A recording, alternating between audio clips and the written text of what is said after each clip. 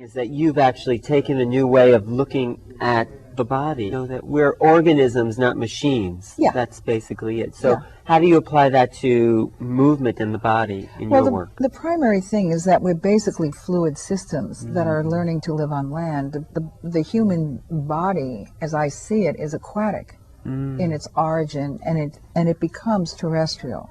And the fluid system is our primary system. I see. And in that fluidity, it creates in the heightening of fluid movement, it puts you into a deeper relationship with your system as a biological process. And in becoming more heightened as a biological process, it puts you more in connection to the planet, because there's no separation between the biological process of a human being and the relationship of the planet.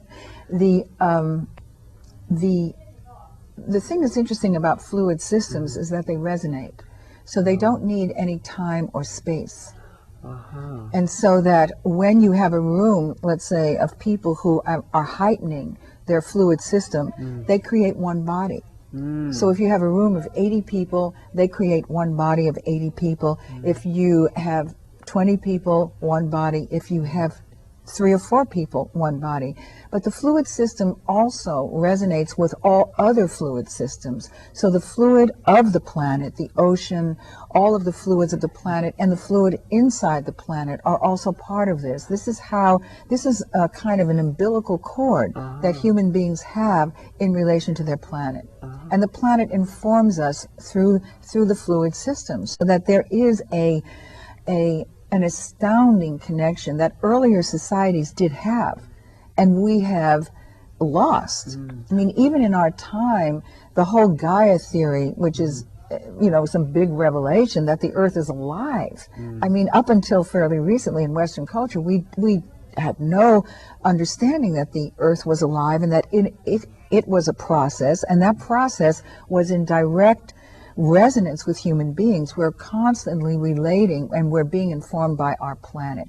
The invasion of what I call the invasion of the body snatchers, which is the mechanical world, actually deflects that relationship. That's what's so interesting, and under the guise of physical fitness, that mechanical movement is so exaggerated, because we already live in a highly mechanized society, so that when you keep reinforcing mechanical movement, you're actually reinforcing a separation from the profound resonance of a fluid system that is not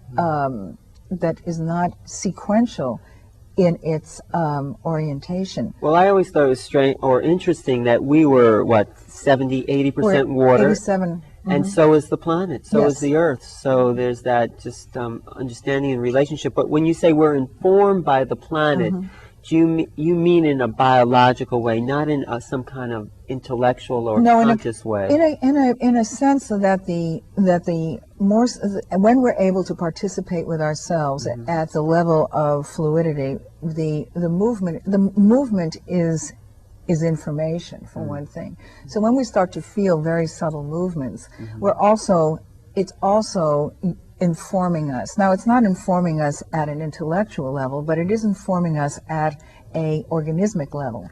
So the organism begins to be awakened in a certain way, and it begins to have a certain rapport. We have a very poor understanding of ourselves as living processes. We really do. I mean, even in the medical community, they learn from dead bodies. They don't, and the thing that's so amazing to me is that in understanding that we live in a world of movement, nobody really studies movement. They study the movement of stars, or they'll study the movement of atoms, but they don't study the movement of human beings. And if you study the movement of human beings, you can't study it from the level of muscle. You have to go into the fluid system in the cells if you want to understand what's taking place with human beings. The fluid system being the blood circulation, the cerebrospinal fluid, all of that. But as I say, the fluid system is primary, and so that the fluid system is what connects us to the planet. And a new paradigm of actually seeing who we are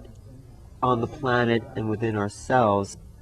In the orchestration of I think that people come to Continuum as a way of realizing themselves more fully as what is human life on Earth. In